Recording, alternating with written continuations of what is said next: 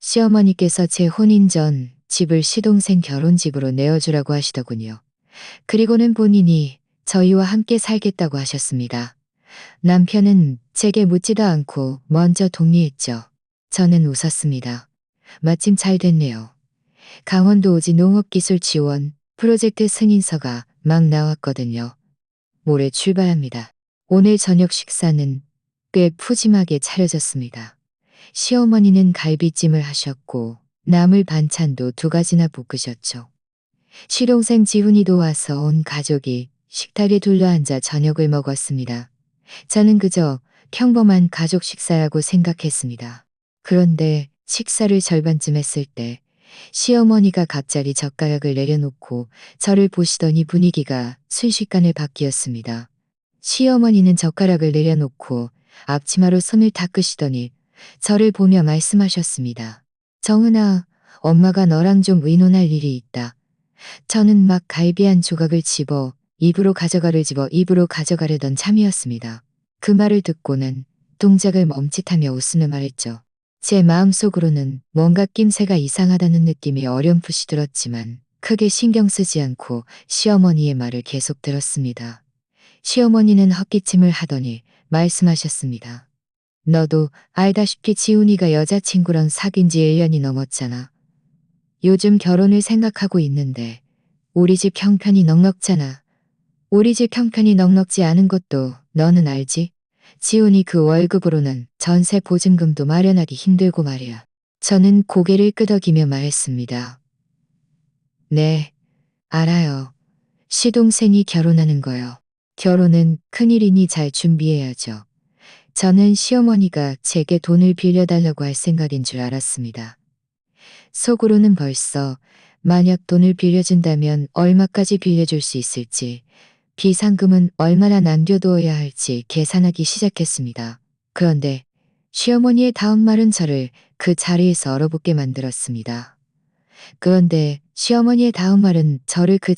얼어붙게 만들었습니다. 시어머니는 저를 보며 당연하다는 듯한 말투로 말씀하셨습니다. 장은아, 너 결혼 전에 집한 말투로 말씀하셨습니다. 지훈이가 결혼하면 내가 너희와 함께 와서 살게. 집안일도 도와주고 살림도 봐줄 수 있으니 어떠니? 제 손에 있던 젓가락이 딸깍 소리를 내며 식탁 위에 떨어졌고 밥알 몇 알이 튀었습니다. 저는 제 귀를 믿을 수 없었습니다. 시어머니가 제 혼인 전 집을 시동생의 결혼집으로 내어달라고 하다니요? 시동생의 결혼집으로 저 집은 재고를 번번하게 할 수 있죠? 그 집은 제 부모님이 평생을 힘들게 모은 돈으로 사주신 것이고 제 이름으로 등기되어 있는 그 직원님이 돈으로 등기되어 있는 돈으로 사주신 것이고 형수님, 저도 형수님께 어려운 부탁인 거 알아요. 하지만 정말 방법이 없어요. 제 여자친구가 집 없으면 결혼 안 한다고 해서요. 저 좀 도와주세요. 나중에 돈 벌면 꼭 갚을게요.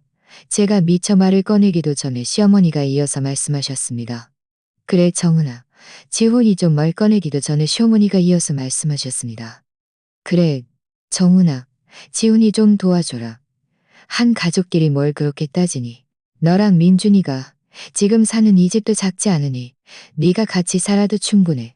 저는 시어머니의 기대에 찬 얼굴을 보다가 시동생 지훈이의 불쌍한 표정을 보았습니다. 속으로는 화가 나면서도 어이가 없었습니다. 참으로 좋은 생각들을 하셨더군요. 말 한마디로 제 부모님이 제게 주신 혼인 전 집을 가져가려고 하면서 마치 제가 동의하지 않으면 제가 철없고 가정을 내려놓고 선수 쳐서 말했습니다. 그렇게 한자하면 제가 철없고 가정을 소중히 않는 사람이나 저는 깊이 숨을 들이쉬고 막 반박하려던 참이었습니다. 정은 씨도 지훈이를 위한 거니까 너무 따지지 말고 집을 지훈이한테 줘요. 남편의 말은 마치 한 바가지의 찬물이 제 머리 위로 쏟아진 것 같았습니다. 저는 고개를 돌려 그를 보았습니다. 제 눈에는 믿을 수 없다는 표정이 가득했습니다. 그는 제게 단 한마디도 묻지 않고 어떻게 그렇게 바로 동의할 수 있었을까요? 그 집은 제 혼인 전 재산입니다. 그가 무슨 자격으로 제 대신 결정을 내리는 거죠? 시어머니와 시동생 지훈이의 얼굴에는 미소가 번졌지만 제 마음속에서는 이미 화가 치밀어 오르기 시작했습니다. 저녁 식사는 그렇게 불쾌하게 마무리되었습니다. 시동생 지훈이는 밥을 먹자마자 슬그머니 빠져나갔습니다. 아마 제가 그 자리에서 반박하여 곤란해지는 것을 피하고 싶었겠죠. 시어머니는 설거지를 도울거리셨습니다. 시어머니는 설거지를 하면서 콧노래까지 흥얼거리셨습니다. 남편이 동의했으니 이 일이 기정사실이 되었다고 생각하시리. 이 일이 기정사실이 되었다고 씁니다. 얼마 지나지 않아 남편도 들어왔습니다. 그는 문을 닫고 제 옆으로 와서 제 팔을 잡아 끌며 다소 비위를 맞추는 듯한 말투로 말했습니다. 정은 씨, 아직 화났어. 저는 그의 손을 뿌리치고 그를 보지 않은 채 말했습니다. 제가 화를 안 낼 수 있나요? 그 집은 제 부모님이 평생 피땀 흘려 마련한 것이고 제 이름으로 되어 있어요. 어떻게 저와 산이가 잘못했어. 제 이름으로 되어 있어. 어떻게 저와 산이도 없이 시동생한테 제 여부이자에 알 수 있어요. 남편은 한숨을 쉬며 제 여부도 미할 수 있어. 한번 마음먹은 건 들어주지 않으면 며칠이고 난리 7분이잖아. 게다가 지훈이는 내 친동생인데 결혼하는데 집이 없으면 내가 형으로서 모른 척할 수는 없잖아. 모른 척할 수 없다고요? 그래서 제 집을 가져다 해결하겠다는 거예요? 저는 마침내 고개를 돌려 그를 보았고 목소리가 조금 높아졌습니다. 그건 제 혼인 전 재산이에요. 애초에 제 부모님이 그 집을 사주신 건 제가 나중에 시댁에서 힘들 때 기댈 수 있는 저만의 보금자리가 되어주기를 바라셔서였지. 당신 동생 결혼집으로 메어주라고 사주신 게 아니에요. 남편은 미간을 찌푸리며 다소 짜증 섞인 말투로 말했습니다. 왜 그렇게 남처럼 말했습니다. 왜 그렇게 남처럼 이야기해? 뭐가 당신 거고 내 거야? 우리는 부부잖아. 우리는 부부잖아. 당신 것도 내 것 아니야? 한 가족끼리 서로 돕는 게 당연한 거 아니야? 좋은 거요? 저는 비웃음을 흘렸습니다. 어머니가 여기 와서 사시는 집안이 얼마나 시끄러워질지 몰라요. 게다가 시동생 지훈이가 어떤 사람인지 당신은 몰라요? 그는 게으르고 놀기만 하고 회사도 건성으로 다니고 빚까지 잔뜩 졌잖아요. 당신이 그에게 집을 주면 그가 제대로 살림을 꾸릴 수 있을까요? 나중에 집이 저당 잡히거나 채권자들이 찾아오면 당신이 책임질 거예요. 남편은 제 말에 할 말을 잃었습니다. 몇 초간 멍하니 있다가 다시 저를 설득하기 시작했습니다. 아이고, 당신은 지훈이를 너무 나쁘게만 생각하지 마. 지금 결혼하려는 거 아니야? 결혼해서 가정이 생기면 분명 달라질 거야. 게다가 우리 엄마가 옆에서 지켜보면 함부로 못할 거야. 달라진다고요? 그가 몇 살인데 3살 걸은 80까지 간다고. 당신은 그가 결혼하면 갑자기 착해질 거라고. 저는 말할수록 화가 나고 부탁했잖아요. 저는 말할수록 화가 달라고 부탁했잖아요. 그리고 당신은 갑자기 찾아와요. 그리고 당신 혹 관리한 적이 있나요? 어림도 없어요. 남편은 저를 설득할 수 없자 말투가 부드러워지며 제 손을 잡고 말했습니다. 정은 씨, 내가 부탁할게. 나를 위해서라도 이번 한 번만 봐주면 안 될까? 이 집 가지고 너무 따지지 말고 일단 지훈이 결혼하는 데 쓰게 해줘. 나중에 돈 벌면 자기 집 사서 우리한테 돌려준다고 하면 안 될까? 저는 남편의 간절한 표정을 보며 화가 나고 실망스러웠습니다. 그런데 시어머니와 시동생 문제만 엮이면 그는 곧바로 원칙을 잃고 오직 저에게만 타협하고 양보하라고 합니다. 저는 그의 손을 뿌리치고 자리에서 일어섰습니다. 안 돼요. 이 집은 절대로 내줄 수 없어요. 당신이 당신 어머니와 동생이 더 중요하다고 생각한다면 그들과 함께 사세요. 저는 당신을 막지 않을 거예요. 남편은 제 태도가 너무 단호하자 조금 화를 냈습니다.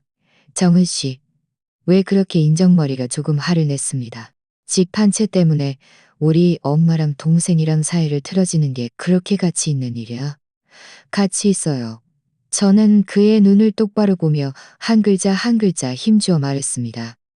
왜냐하면 이 집은 제 부모님의 피땀 어린 노력일 뿐만 아니라 제 마지막 선이기도 하니까요. 제 마지막 한이기도 하니까요. 누구도 제 마지막 선을 건드리려 하지 마세요. 남편은 제가 더 이상 말할 여지가 문을 돌려 나가버렸습니다. 저는 예전에 신청했던 강원도 오지농업기술 지원 프로젝트를 떠올렸습니다. 그때는 그저 좋은 기회라고 생각해서 아무에게도 말하지 않았습니다. 지금 남편과 시어머니의 태도를 보니 제 마음속에서 한 가지 생각이 서서히 또렷해졌습니다. 남편이 문을 쾅 닫고 나간 후 저는 혼자 침대에 앉아 한참을 울다가 겨우 눈물을 멈췄습니다. 서러운 건 정말 서러웠지만 그저 서러워만 했습니다. 그들이 제 부모님이 주신 혼인전, 집을 빼앗아가게 될 수는 없었고 앞으로 이 집에서 고개를 들지 못하고 살게 될 수는 더더욱 없었습니다. 그때 문득 3개월 전 일이 떠올랐습니다.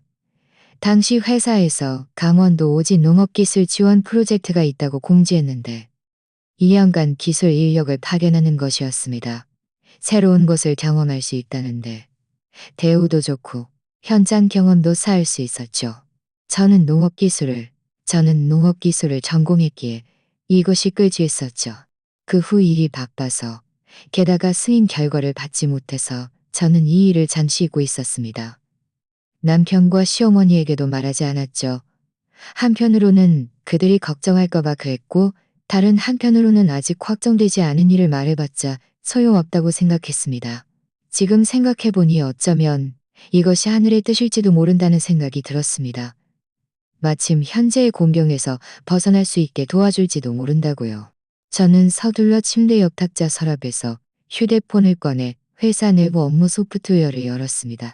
이전에 지원했던 강원도 오지 프로젝트 페이지를 찾아 클릭해보니 화면에 승인 완료, 승인서 개인 이메일로 발송 완료, 관련 사항 확인 및 준비 바랍니다라고 표시되어 있었습니다. 아래에는 작은 글씨로 승인서 수령 후 3일 이내 출발하여 현지 달하여 현지 담당자와 합류할 것을 권고합니다. 첨부 파일은 강원도 오지 농업기술 지원입니다라고 적혀 있습니다. 제 마음은 순간 격동했습니다. 서둘러 제 이메일에 로그인하니 날짜는 어제였습니다. 즉 승인서는 어제 내려왔는데 제가 오늘 막 확인한 것이었죠. 저는 승인서를 다운로드하여 휴대폰에 저장하고 메일 내용을 다시 한번 꼼꼼히 읽었습니다. 메일에는 이번 강원도 오지 프로젝트의 주된 목적이 현지 농업단지에서 농민들에게 경제작물 재배를 지도하고 현지 특허 재배를 주대를 지도하고 현지 특산 농업 발전을 돕는 것이라고 쓰여 있었습니다. 회사는 숙소와 교통편을 마련해 줄 것입니다. 이 모든 것을 읽고 나니 제 마음은 더욱 확고해졌습니다. 남편과 시어머니가 이렇게 저를 배려하지 않고 제 혼인 전 집을 탐내려 한다면 차라리 이 기회에 강원도 오지로 가는 것이 낫겠다 싶었습니다. 집안의 갈등을 피할 수 있고 제가 하고 싶은 일을 할 수 있으며 저 자신을 발전의 전문 서적들을 꺼내 여행 가방에 전문 서적들을 꺼내 여행 가방에 담았습니다.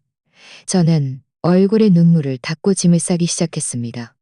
짐을 쌀 때 저는 거실에 있는 남편과 시어머니가 들을까봐 일부러 조용히 움직였습니다. 짐을 싸고 있는데 침실 문이 살며시 열렸습니다. 남편이었습니다. 그는 아마 화가 좀 풀린 듯 들어올 때 말투가 많이 부드러워져 있었습니다. 정은 씨, 아직 화났어. 내가 아까 좀 심하게 말했는데 마음에 담아두지 마. 우리 집 문제에 대해 다시 한번 잘 이야기해볼까?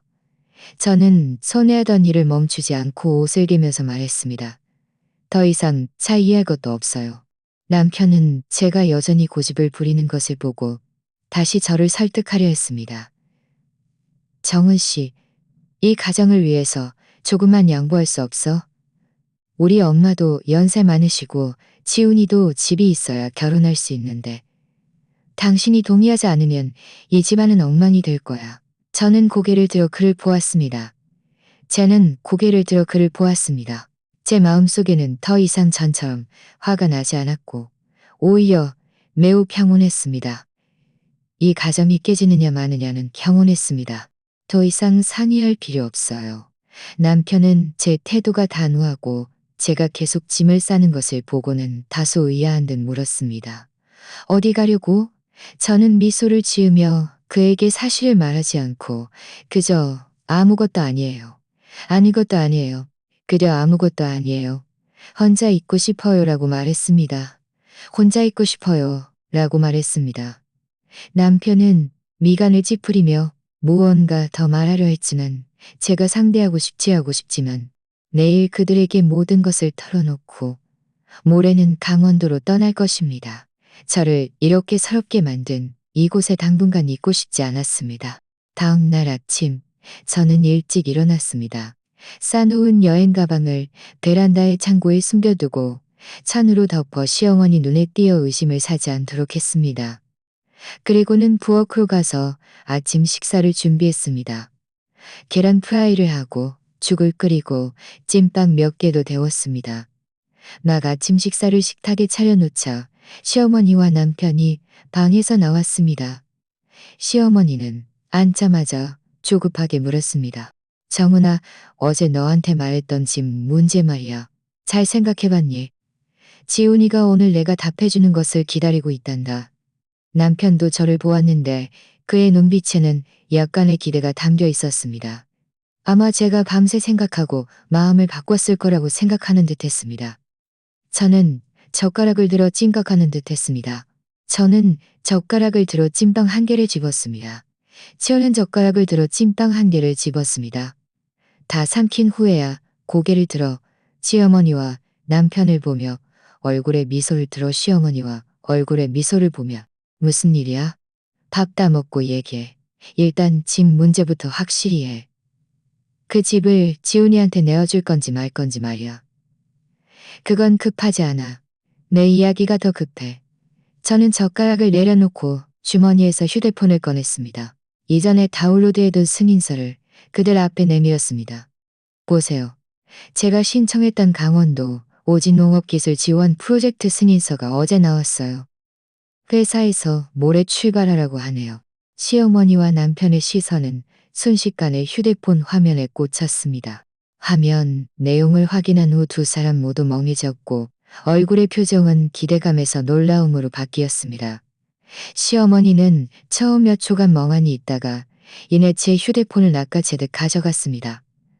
눈을 가늘게 뜨고 꼼꼼히 보시더니 중얼거리셨습니다.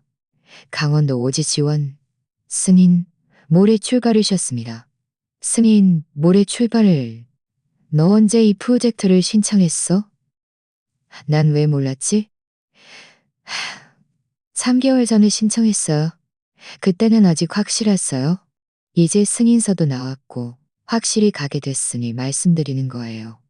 남편도 정신을 차렸습니다. 그는 저를 보며 믿을 수 없다는 듯한 말투로 말했습니다. 정은 씨, 농담하는 거 아니지? 강원도 오지 그곳은 그렇게 멀고 환경도 열악한데 당신이 거기 가서 뭘 하려고? 우리 집이 당신 그 월급이랑 수단이 부족한 것도 아니고 돈 때문이 아니에요. 일 때문이고 저 자신을 발전시키기 위해서요. 강원도 오지에 가면 제 전문성을 발휘해서 현지 농민들이 농업을 발전시키는 데 도움을 줄 수 있어요. 이건 정말 의미 있는 일이고 이 기회를 놓치고 싶지 않아요. 시어머니도 이때쯤 정신을 차리셨습니다. 손에 든 젓가락을 식탁에 놓으며 다소 의심스러운 말투로 말했습니다. 너 일부러 그러는 거지. 내가 너더러 그 집을 치훈이한테 내어주라고 해서 네가 기분 나빠서 일부러 이런 핑계를 대고 도망치려는 거지. 어머니, 저를 그렇게 생각하지 마세요. 제가 이 프로젝트를 신청했을 때는 어머니께서 저더러 집을 내어달라고 하실 줄도 몰랐어요. 이건 그냥 우연의 일치예요. 마침 승인이 났고 저도 마침 가게 된 거죠. 우연의 일치치고는 너무 절묘하잖아.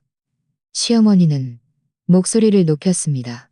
나는 우연이든 아니든 상관없어. 이 강원도 오지에는 너무 가. 여자 혼자 그렇게 먼 곳에 가는 게 얼마나 위험한데. 집안일은 걱정하지 마세요. 민준 씨 혼자서도 잘 지낼 수 있어요. 어머니께서 여기로 이사 오고 싶으시면 오셔도 돼요. 어차피 집은 충분히 넓으니까요. 저는 말을 잠시 멈췄다가 다시 이어서 말했습니다. 하지만 제가 한번 가면 2년 동안은 집에 없을 거예요. 집안일도 도울 수 없을 테고 시동생한테 혼인 전 집을 내어주는 이 말을 듣자마자 얼굴색이 변했습니다. 결국 그 집은 제 혼인 전 재산이고 제가 집에 없으면 전 재산이고 그녀는 제가 강원도 오지에 간다는 것이 그녀가 제게 집을 내어달라고 했던 일이 완전히 물거품이 되었음을 비로소 깨달았습니다. 시어머니의 얼굴은 하얗게 질렸다가 파랗게 다시 빨갛게 변했습니다. 저를 손가락으로 가리키며 한참 동안이나 제대로 된 말을 잇지 못했습니다. 너 이게 뭐야? 너 이게 뭐야? 일부러 내 속을 뒤집어 놓는 거야? 무슨 강원도 오지야. 내가 보기엔 너 시동생한테 집 주기 쉬워서 핑계를 대게 주기 쉬워서 핑계랄게. 말씀을 그렇게 하시면 안 되죠. 승인서는 회사에서 나온 거고 출발 시간도 이미 정해졌어요. 제가 어떻게 집 문제 때문에 중요한 일을 미룰 수 있겠어요? 게다가 강원도 오지 지원 프로젝트는 정식 업무예요. 어머니께서 반대하시면 우리 집안이 대의를 모른다고 생각하지 않겠어요? 나는 무슨 대의 같은 거 몰라. 시어머니는 갑자기 식탁을 파내라고 내리쳤습니다. 그릇들이 쨍그랑 소리를 내며 흔들이 쳤습니다. 네가 강원도 오지에 가지 않고 집을 내어준다면 모든 게 좋게 해결될 거야. 하지만 네가 기어이 가겠다고 하면 그건 이 늙은이와 맞서는 거고 우리 집안과 맞서는 거야. 남편은 옆에서 안절부절 못하며 손을 비렸습니다. 한 번은 저를 보고 한 번은 시어머니를 보며 말했습니다. 엄마, 정은 씨, 제발 싸우지 마세요. 좋게 이야기해요. 정은 씨, 다시 한번 생각해봐. 강원도 오지 가는 거 회사랑 상의해서 좀 늦게 갈 수 없을까? 지훈이 결혼 문제가 해결되고 나서 다시 이야기하자. 저는 단호히 고개를 저었습니다. 회사에서 이번에는 일괄적으로 진행한다고 했어요. 모든 사람이 정해진 시간에 출발해야 하고 놓치면 기회가 없다고요. 게다가 저는 이미 현지 담당자랑 연락해서 모레 오전에 공항에서 만나기로 했고 비행기표도 다 예약했어요. 시어머니는 제 태도가 단호한 것을 보고는 갑자기 바닥에 주저앉아 두 손으로 허벅지를 치며 울기 시작했습니다. 내 팔자가 왜 이렇게 기거할까? 작은 아들 결혼하는데 집 한 채 내어달라는데도 안 내어주고 기어이 그렇게 먼 곳으로 도망치야 하다니. 이건 나보고 백발이 성성한 채로 애간장 태우다 죽으라는 소리잖아. 그녀의 울음소리는 점점 커졌고 눈물과 콧물이 함께 흘러내렸습니다. 게다가 일부러 문 쪽으로 조금씩 움직였습니다. 나 건드리지 마. 혹시라도 이웃들이 못 볼까봐 그러는 듯 하려고 했습니다. 저는 미간을 찌푸리며 몸을 일으켜 그녀를 부축하려고 했습니다. 네가 정말 효심이 있다면 강원도 오지 가는 걸 취소하고 그 집을 지훈이한테 줘. 안 그러면 난 여기서 계속 울 거야. 동네 사람들이 네가 이 늙은이한테 어떻게 하는지 다 보게 할 거야. 그때 아래층에서 이웃집 문 여는 소리가 들렸습니다. 저는 좋지 않은 영향의 소리가 들렸습니다. 저는 좋지 않은 영향을 줄까봐 몸을 웅크리고 그녀를 일으키려 했습니다. 무슨 일이든 우리 안에 들어가서 이야기해요. 문 앞에서 남들 웃음거리만들 웃음거리만들 웃음거리만들. 나는 사람들이 공정하게 판단하게 할 거야. 내 작은 아들이 결혼하는데 집이 없어서 이 늙은 어미가 며느리한테 혼인 전 집을 내어달라고 부탁했는데 며느리는 거절할 뿐만 아니라 기어이 강원도 오지로 도망쳐 편하게 지내겠다고 해. 대체 누가 예의를 모르는 거야? 남편은 식은땀을 흘리며 시어머니를 끌어당기면서 설득했습니다. 엄마, 제발 일어나세요. 바닥 차가워요. 정은 씨도 나름의 어려움이 있으니 더 이상 간유하지 마세요. 지훈이 집 문제는 우리가 다른 방법을 찾아볼게요. 정 안 되면 제가 친구들한테 돈 좀 빌려서 전세 보증금이라도 마련해 줄게요. 돈을 빌려? 네가 뭘로 갚을 건데. 시어머니는 갑자기 울음을 멈추고 남편의 코를 가리키며 쏘아붙였습니다. 너 한 달 월급이 그게 다잖아. 주택대출이랑 자동차 할부금 빼면 생활비도 빠듯한데 돈을 빌리는 건 생활비도 빠듯한데 제 마음속 마지막 한 조각의 망설임마저 사라졌습니다. 내가 보기엔 넌 네 마누라한테 홀려서 정신 못 차리는구나. 전에는 그가 어른이니 어느 정도 양보해야 한다고 생각했지만 지금 보니 계속 양보하는 것은 그에게 더 큰 요구를 할 기회를 줄 뿐이었습니다. 저는 시어머니 앞으로 걸어갔습니다. 제 말투는 차분했지만 한치의 의심도 허용하지 않는 단호함이 배어 있었습니다. 어머니, 앉아서 울고 싶으시면 계속 우세요. 하지만 저는 강원도 오지에 반드시 갈 것이고 집도 절대로 내어주지 않을 거예요. 이웃들이 물어보면 제가 이 모든 일의 전말을 다 설명해서 누가 옳고 그른지 판단하게 할게요. 시어머니는 울음을 뚝 그쳤습니다. 아마 제가 이렇게 강경하게 나올 줄은 예상하지 못했을 것이고 이웃들에게 모든 것을 말하겠다고 할 줄은 더더욱 몰랐을 겁니다. 그녀는 몇 초간 멍하니 있다가 천천히 바닥에서 일어나 옷에 모든 먼지를 털었습니다. 그리고는 저를 악랄하게 한번 노려보았습니다. 그리고는 저를 악랄하게 한번 노려보았습니다.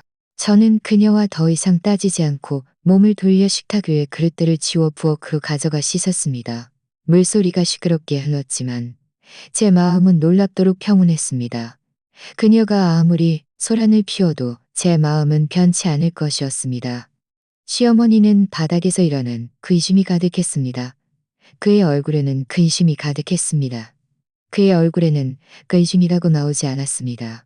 가끔 안에서 작은 한숨 소리가 들리기도 했습니다. 저는 부엌을 깨끗이 정리하고 낙소파에 앉았습니다. 남편은 한숨을 쉬며 간절한 듯한 말투로 말했습니다. 정은 씨, 우리 다시 한번 진지하게 이야기해 볼까? 강원도 오지 가는 일, 정말 다시 생각해 볼 수 없어? 저는 그를 보며 고개를 끄덕였습니다. 이미 충분히 생각해 봤어요. 더 이상 생각해 봤어요. 더 이상 생각할 필요 없어요. 더 이상 생각해 봤어요. 게다가 그곳은 집에서 너무 멀어서 환경을 빌미로 절미로 칩니다. 하지만 강원도 오지 그곳은 환경이 너무 열악해. 겨곳은 환경이 너무 열악해. 우리 둘이 2년 동안 몇 번이나 볼 수 있을까? 이렇게 지내다 보면 우리 관계에 문제가 생길 수도 있어. 저는 미소를 지으며 말했습니다. 환경이 좀 힘들어도 괜찮아요. 저는 일하러 가는 거지. 편하게 지내러 가는 거지. 편하게 지내러 가는 게 아니니까요. 만나는 것에 관해서는 요즘 교통과 통신이 이렇게 편리한데 우리 영상통화도 안차 다시 다른 각도로 살 거예요. 다르면 벽도로 설득하려 할 수 있고 휴가 때 제가 돌아올 수도 있고 아니면 당신이 강원도 오지로 자르고 오지로 자를 수도 있고 당신 우리 회사에서 잘 지내고 있는데 왜 굳이 그렇게 먼 곳으로 가려고 해? 강원도 오지에 가서 경험을 쌓을 수 있다고 해도 나중에 돌아왔을 때 당신 자리가 없어지면 어쩌려고? 그건 제가 진작에 생각해뒀어요. 저는 휴대폰을 꺼내 회사에서 보낸 이메일을 남편에게 보여주었습니다. 회사에서 강원도 오지 파견 기간은 휴직 기간은 현장 근무 경력으로 인정해주고 돌아오면 우선적으로 승진시켜주고 돌아오면 우선적으로 승진시켜주고 제가 배운 지식을 활용할 수 있으니 우리 회사에서 행정 업무를 하는 것보다 훨씬 의미 있는 일이죠. 남편은 이메일을 다 읽고 잠시 침묵하더니 다시 말했습니다. 하지만 지훈이 결혼 문제는 어떻게 해? 엄마는 지금도 화가 나 있는데 당신이 떠나면 엄마는 분명 더 상심하실 거야. 우리 다른 방법을 다시 생각해 볼까? 예를 들어 내가 친구들한테 돈 좀 빌리고 우리 부모님한테도 좀 빌리고 우리 부모님한테도 우리 부모님한테도 우리 부모님한테도 우리 부모님한테도 저는 남편을 보며 조금 실망했습니다. 민준 씨, 아직도 지훈이 집 문제만 생각하고 있어요. 우리가 전세 보증금을 마련할 수 있을지 없을지 차치하고 설령 마련한다고 해도 시동생이 제대로 대출금을 갚을 수 있을 거라고 생각해요. 그는 자기 월급으로도 부족해서 빚까지 졌잖아요. 나중에 대출금을 목소리로 말했습니다. 나중에 대출금을 못 갚으면 우리도 주택대출이랑 자동차 할부금 갚고 생활해야 하는데 그를 도와줄 돈이 어디 있어요? 하지만 지훈이는 내 친동생인데 내가 모른 척할 수는 없잖아. 엄마도 지훈이가 빨리 결혼하기를 바라는데 내가 도와주지 못하면 엄마가 상심하실 거야. 상심한다고 해서 제 집을 희생할 수는 없어요. 저는 목소리를 높였습니다. 저는 목소리를 높였습니다. 그 집은 제 부모님의 피땀 어린 노력이고 제 마지막 선이에요. 제가 강원도 오지에 가겠다고 하니 그리고 당신은 저를 생각해 본 적은 있어요. 당신은 대체 제 입장에서 한 번이라도 생각해 본 적이 있나요? 남편은 고개를 숙였습니다. 목소리는 더욱 작아졌습니다. 당신 입장에서 생각 안 해본 게 아니야. 그냥 한 가족끼리 이렇게까지 사이가 나빠질 필요가 있을까 싶어서 그래. 강원도 오지 갈 기회는 나중에 또 있을 수 있지만 지훈이 결혼은 이번이 한 번뿐이잖아. 엄마도 연세가 많으시니 우리가 좀 양보할 시니 우리가 좀 양보할 수 있으면 양보하는 게 좀 양보할 수 있으면 양보할 시니 이번 강원도 오지 프로젝트는 저에게 아주 중요해요. 포기하지 않을 거예요. 당신 동생과 당신 어머니에 관해서는 당신이 돕고 싶으면 당신이 돕고 싶으면 당신이 돕고 싶으면 당신이 직접 방법을 찾으세요. 더 이상 제 생각은 하지 마세요. 모레 저는 분명히 떠날 거예요. 당신이 마음을 바꾼다면 저를 공항까지 배웅해줘도 좋고 그렇지 않다면 어쩔 수 없죠. 말을 마친 저는 몸을 돌려 침실로 들어가 문을 닫았습니다. 하지만 저는 더 이상 타협할 수 없었습니다. 이미 충분히 양보했으니 이번에는 반드시 저 자신을 위해 살아야 했습니다. 침실 문 밖에서 남편의 한숨 소리가 들려왔습니다. 저는 문에 기대어 섰습니다. 마음속으로는 약간 괴로웠지만 그보다 더 큰 것은 단호함이었습니다. 그가 아무리 설득해도 강원도 오지에 가려는 제 결심은 변치 않을 것입니다. 저는 침실에서 1시간쯤 머물렀습니다. 밖에서 아무 소리도 들리지 않자 문을 열고 나왔습니다. 거실은 불이 꺼져 있어서 약간 어두웠습니다. 남편은 소파에 앉아 손에 담배를 들고 있었는데 담배재가 이미 바닥에 떨어져 있었습니다. 한참을 괴로워한 듯 보였습니다. 저는 다가가 거실 불을 켜고 그의 맞은편 소파에 앉았습니다. 휴대폰을 탁자 위에 놓으며 말했습니다. 민준 씨, 당신이 곤란해하는 거 알았습니다. 하지만 몇 가지는 당신이 분명히 알아요. 하지만 몇 가지는 당신이 분명히 알아요. 남편의 고개를 들었습니다. 그의 눈빛에는 피로감이 가득했습니다. 강원도 오지 이야기도 하지 않을 거고 집 이야기도 하지 않을 거예요. 그저 당신 동생에 대해서만 이야기할게요. 저는 휴대폰을 들어 잠금 화면을 해제하고 폴더 하나를 열었습니다. 그 안에는 제가 이전에 시동생 지훈이에 대해 모아둔 자료들이 가득했습니다. 당신은 늘 그가 결혼들이 가득했습니다. 당신은 늘 그가 결혼하면 달라질 거라고 말했죠. 하지만 그가 지난달에 나는 달라질 거라고 말했죠. 하지만 그가 지난달 동안 짓을 했는지 좀 보세요. 한 달 월급이 그 쥐꼬리만 한데 담배 피우고 술 마시는 돈도 안 돼. 내일 당장 그만둘 거야. 어차피 우리 형이란 형수님이 도와줄 건데 뭐. 라고 했습니다. 그의 친구가 충동적으로 그러지 말라고 말렸지만 그는 뭘 무서워? 형이 안 도와주면 엄마한테 가서. 난 왜 무서워? 형이 안 도와주면 엄마한테 가서 난리칠 거야. 엄마는 분명히 나를 도와줄 거니까. 라고 답했습니다. 남편은 스크린샷을 보며 미간을 더욱 찌푸렸습니다. 남편은 찌푸렸습니다. 그가 사직하지는 않았지만 거의 그거나 마찬가지예요.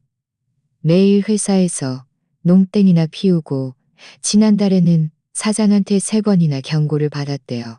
이대로 가다가는 얼마 안 가서 해고당할 거예요. 저는 다시 다른 스크린샷을 클릭했습니다. 저는 다시 다른 스크린샷을 클릭했습니다.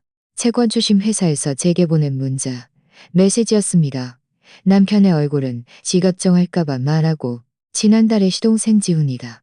이것 좀만 온라인에서 2천만 원을 빌렸는데 기한 내에 갚지 못했어요. 그는 벌떡 일어섰습니다. 그가 또 돈을 빌렸다고? 그가 전에 빌린 돈은 다 갚은 거 아니었어? 그렇게 많은 돈을 빌려서 뭘 하겠어요? 뭘 하기는. 그저 그의 건달 친구들과 술 마시고 타드놀이 했을 뿐이겠죠. 저는 한숨을 쉬며 다시 영상 하나를 클릭했습니다. 이건 제가 며칠 전에 아파트 단지 입구에서 찍은 거예요. 보세요. 영상 속에는 시동생 지훈이와 머리를 여러 가지 색으로 머리를 여러 가지 색으로. 그들은 맥주병을 들고 술을 마시며 시끄럽게 떠들었고 긴 맥주병을 바닥에 던지기까지 했습니다. 옆에서 어떤 사람이 조용히 해달라고 말하자 그들은 심지어 싸움 직전까지 갔습니다. 남편은 영상을 다 보고는 화가 나서 손까지 떨었습니다. 그는 휴대폰을 꺼내 시동생 지훈이에게 전화하려 했습니다. 저는 서둘러 그를 말렸습니다. 전화하지 마세요. 전화해봤자 그는 당신에게 거짓말만 할 거예요. 어쩌면 오히려 당신이 오지랖 넓다고 화낼지도 몰라요. 남편은 휴대폰을 내려놓고 소파에 앉아 두 손으로 머리를 감싸 쥐었습니다. 그의 목소리에는 실망감이 가득했습니다. 그가 이렇게 변한 줄은 왜 몰랐을까? 나는 그저 좀 게으른 줄로만 알았는데 이렇게 한심하게 여기저기 돈 빌리고 문제를 일으킬 줄은 몰랐어. 당신이 몰랐던 건 어머니가 늘 그를 감싸고 모든 일을 당신에게 숨겼기 때문이에요. 저는 남편을 보며 진지한 말투로 말했습니다. 진준 씨, 정신 차려요. 당신 동생은 이제 어린아이가 아니에요. 어쩌면 얼마 안 가 그 집을 저 당사 그 돈으로 바꿔버릴지도 몰라요. 그렇게 되면 그뿐만 아니라 우리 집안까지 그에게 휘말려 피해를 보게 될 거예요. 남편은 오랫동안 침묵하다가 천천히 고개를 들었습니다. 그의 눈빛에는 죄책감이 가득했습니다. 정은 씨, 미안해. 내가 상황을 제대로 보지 못했고 계속 당신에게 타협하라고 설득했습니다. 계속 당신에게 타협하라고 설득했습니다. 당신에게 타협하라고 상처를 줬어. 당신 말이 맞아. 바로 그때 손님 방 문이 열렸습니다. 시어머니가 문가에 서 계셨는데 눈이 빨개진 것으로 보아 방금 우리가 나눈 이야기를 다 들은 듯 했습니다. 그녀는 남편 옆으로 걸어와서 말했습니다. 아들아, 엄마도 지훈이가 이렇게 변한 줄은 몰랐어. 그저 잠깐 한눈판 줄로만 알았지. 남편의 시어머니를 보며 체념한 그에게 줄 수 없어요. 이 집은 그에게 줄 수 없어요. 우리가 그가 스스로 방법을 찾게 해요. 어머니, 더 이상 지훈이를 감싸지 마세요. 계속 이러다가는 시어머니는 입을 열어 무언가 말하려 했지만 남편과 저의 단호한 눈빛을 보고는 결국 말을 삼켰습니다. 그저 가볍게 한숨을 쉴 뿐이었습니다. 저는 이 일이 마침내 전환점을 맞았다는 것을 알았습니다. 다음 날 아침 일찍 저는 베란다 창고에 숨겨두었던 여행 가방을 끌어내 마지막 정리를 했습니다. 남편과 시어머니는 거실에 앉아 있었고 분위기는 다소 침울했습니다. 아무도 말을 하지 않았습니다. 저는 짐 정리를 마친 후 그들 앞으로 걸어가서 말했습니다. 저는 오후 3시 비행기예요. 이따가 민준 씨가 저를 공항까지 데려다 주면 돼요. 어머니는 집에서 편히 쉬세요. 시어머니는 고개를 들어 저를 한번 보셨습니다. 그녀의 눈빛에는 이전의 분노는 없었고 오히려 복잡한 감정이 서려 있었습니다. 강원도 오지. 그곳에 가서 너 자신 잘 챙겨. 그곳은 추운 이옷 따뜻하게 입고. 저는 시어머니가 그렇게 말할 줄은 예상하지 못해 잠시 멍하니 있다가 고개를 끄덕였습니다. 네, 알았어요. 어머니도 몸 조심하세요. 어머니도 몸 조심하세요. 남편은 가끔 제게 몇 마디 말을 건넸습니다. 강원도 오지에 도착하면 집에 안부 전화할지, 그가 물건을 좀 보내줄지 등을 물었습니다. 저는 그의 말이 진심이라는 것을 느꼈습니다. 그는 정말 마음을 정리했고 이전 일에 대해 제게 사과하는 것이었습니다. 공항에 도착해서 남편은 정신 입장에서 생각하지 못했고 당신에게 상처를 줬어. 당신에게 상처를 줬음 수속 카운터까지 가져다 주었습니다. 제가 탑승권을 교환하는 것을 보며 그는 잠시만을 교환하는 것을 보며 강원도 오지에서 일 잘하고 내가 엄마 잘 보살피고 지훈이도 잘 지켜봐서 다시는 문제 일으키지 않게 할게. 저는 미소를 지으며 말했습니다. 괜찮아요. 다 지난 일이에요. 당신도 너무 힘들어하지 마세요. 지훈이 일은 그가 스스로 책임지게 해야 해요. 늘 남에게 의지하려고 하지 말고요. 방송에서 탑승 말고요. 방송에서 탑승 말고요. 방송에서 탑승권을 들고 남편에게 작별 인사를 했습니다. 저는 탑승권을 들고 남편에게 작별 인사를 했습니다. 제가 그를 볼 수 없을 때까지 그는 그 자리에서 돌아서 떠났습니다. 제 마음속에는 아쉬움이 없었고 오직 미래에 대한 기대감만이 가득했습니다. 강원도 오지에 도착하자 현지 담당자들이 이미 공항에서 저를 기다리고 있었습니다.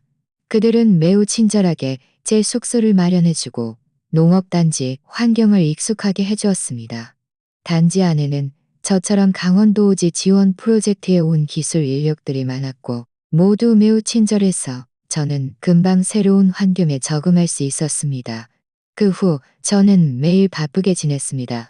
낮에는 밭으로 나가 농민들에게 작물 재배를 지도했고 저녁에는 농민들과 함께 회의를 열어 재배 기술과 경험을 공유했습니다. 비록 환경이 확실히 열악해서 겨울에는 수도관이 얼어 터질 정도로 춥고 황사가 심할 때는 마스크를 쓰고 나가야 했지만 저는 전혀 피곤함을 느끼지 않았습니다.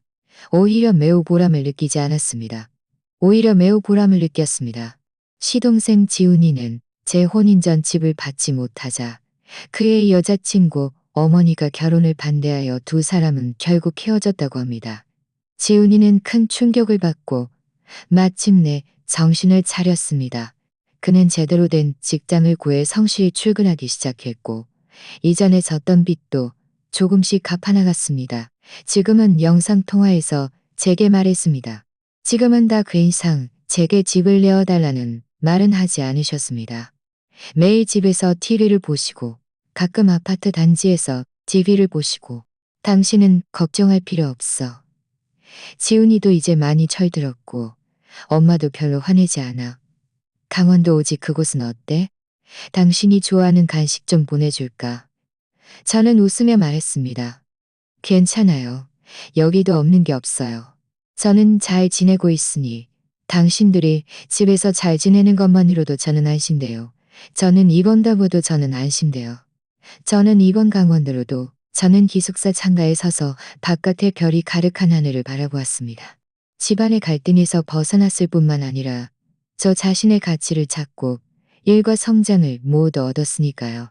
2년 후 강원도 오지 파견을 마치고 저는 집으로 돌아왔습니다.